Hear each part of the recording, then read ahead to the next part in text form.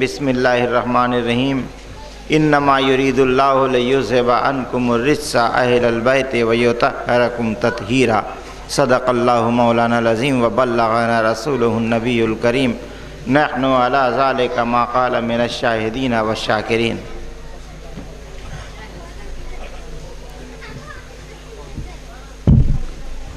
معزز حاضرین، بارگاہ رسالت میں درود پاک پیش کیجئے۔ پڑھیے اللہم صلی علی سیدنا و نبینا و مولانا محمد عبدک و رسولک النبی الامی و آلہ و اصحابہ اجمعین و بارک وسلم صلاۃ و سلام علیک یا رسول اللہ صلی اللہ علیہ وسلم۔ درود پڑھنے میں اتنا کنجوس نہیں ہوا جاتا، بہت فائدہ ہے درود پڑھنے کا۔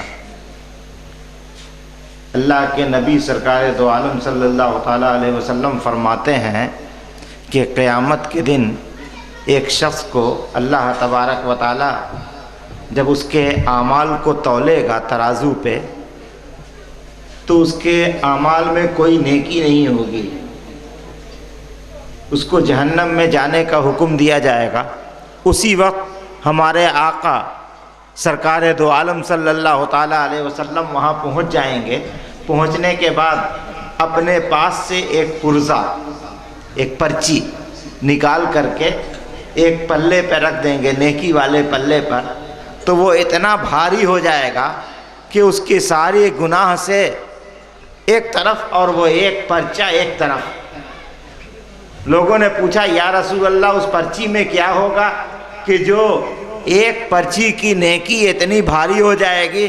تو حضور نے فرمایا کہ ایک بار ایک مجلس میں بیٹھے ہوں گے لوگ، اور وہ بھی جا کے بیٹھے گا تو مجلس والے مقرر نے اس سے کہا ہوگا کہ سب لوگ درود پڑھو، تو وہ بھی ایک بار درود پڑھے گا، تو اس ایک درود کی وجہ سے قیامت کے دن اس کی بخشش ہو جائے گی۔ اور آپ لوگ اتنا آہستہ سے درود پڑھتے ہیں کہ لگتا ہے کہ اصل میں بات یہ ہے کہ رات زیادہ ہو گئی، اب آواز نہیں نکل رہی ہے۔ بولتے بولتے اتنا بلوایا سخاوت صاحب نے، بولو بولو، کہ اب آپ لوگ بولتے بولتے تھک گئے ہیں۔ چلیے آپ نہیں بولیے گا، کم سے کم سن لیجئے۔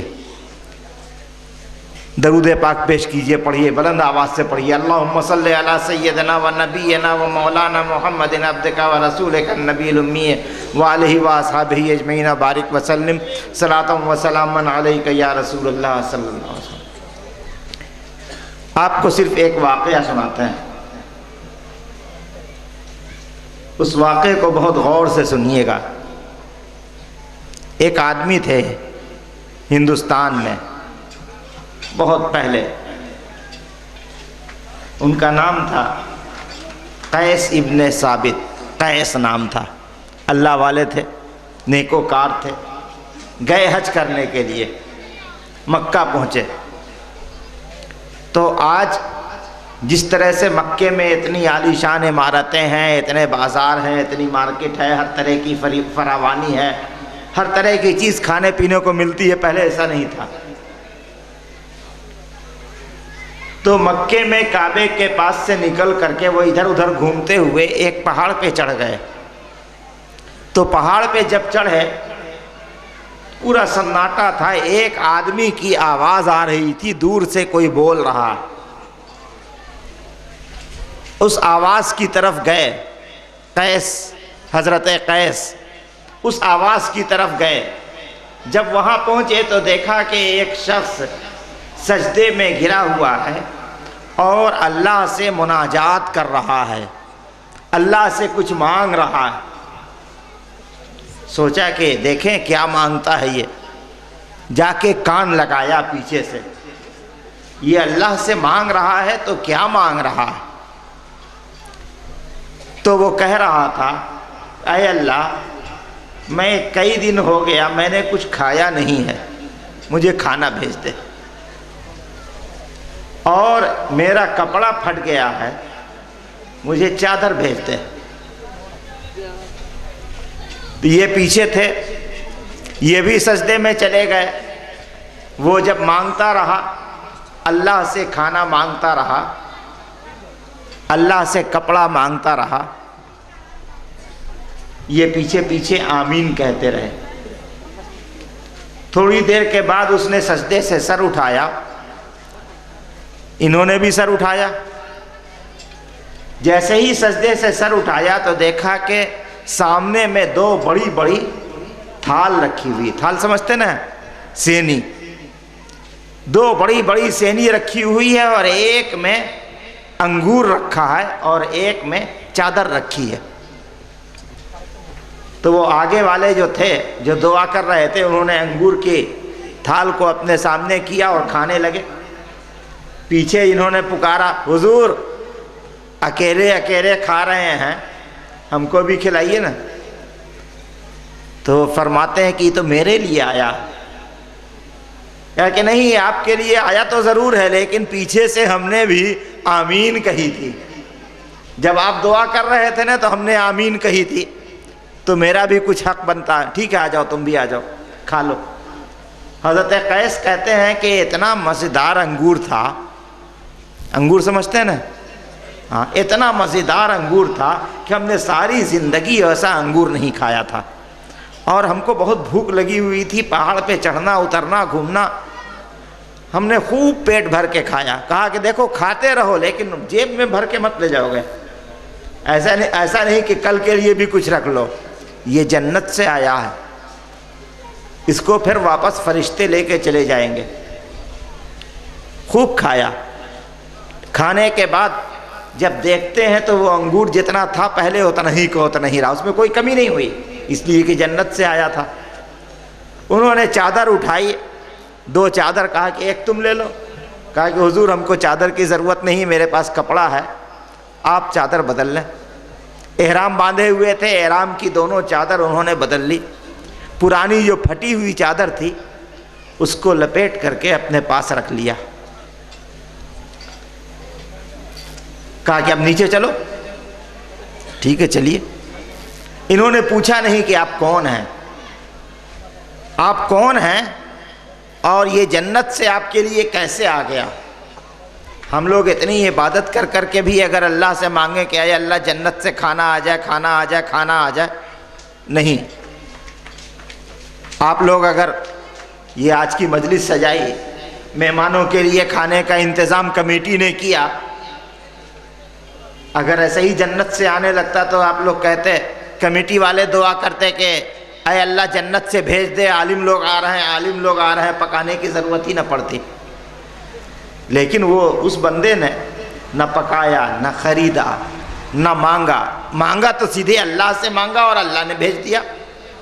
اور وہ بھی ایسا نہیں کہ بہت لمبی چوڑی عبادت کر کے مانگا، اور سجدے میں گیا اور ڈائریکٹ اللہ سے مانگا کہ اے اللہ ہم کو کھانا چاہیے اور ہم کو کپڑا چاہیے۔ پہاڑ پر سے اترا، دونوں اترے۔ جیسے ہی پہاڑ سے نیچے اترے اور کعبے کے حرم میں داخل ہوئے، پرانی چادر، پرانا کپڑا لیے ہوئے اپنے، لوگ ان کے آگے پیچھے چلے گئے، حضور اپنے پرانے کپڑے میں سے ذرا سا ہم کو، ذرا سا ہم کو، ذرا سا ہم کو۔ لوگ ٹکڑے ٹکڑے کر کے ان سے مانگنے لگے۔ ان کی پوری چادر ٹکڑے ٹکڑے ہو کر کے پرانی والی بٹ گئی۔ جب کعبے کے قریب پہنچے، بہت بھیڑ تھی طواف کرنے والوں کی، سبوں نے ان کو راستہ دے دیا، حتیٰ کہ خلیفہ وقت بھی آیا ہوا تھا، بادشاہ بھی آیا ہوا تھا، بادشاہ کے لیے سپاہی راستہ بنا رہے تھے، لیکن یہ جب طواف کرنے لگے تو لوگوں نے خود سے ان کو راستہ دے دیا، یہ طواف کرنے لگے۔ اس کو بڑی حیرانی ہوئی، یہ کون آدمی ہے جن کی اتنی وقت ہے۔ ایک شخص کو پکڑا، تم نے ابھی ان سے کپڑے کا ٹکڑا لیا ہے؟ ہاں لیا ہے۔ کیوں لیا؟ تبرک ہے، تبرک ہے اس لیے لیا ہے۔ پوچھا کہ یہ ہے کون؟ تم نہیں جانتے ہو؟ تم تو پہاڑ پر سے آ رہے تھے، وہاں کچھ تو ہوا ہوگا۔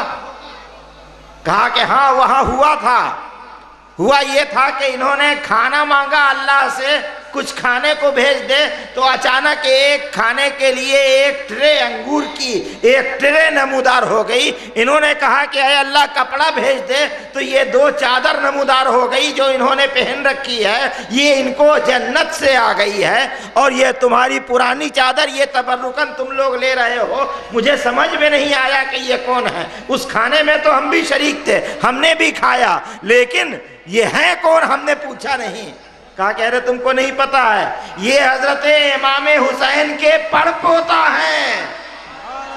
پڑ پوتا کا مقام اتنا بلند ہے کہ اللہ تبارک و تعالیٰ کے حضور سجدے میں گر کر کے کھانا مانگے تو کھانا مل جائے, اور کپڑا مانگے تو کپڑا مل جائے. جب پڑ پوتا اتنا بلند مقام والا ہے تو دادا کتنا بلند مقام والا ہوگا, اور اس دادا کا نانا کتنا بلند مقام والا ہوگا.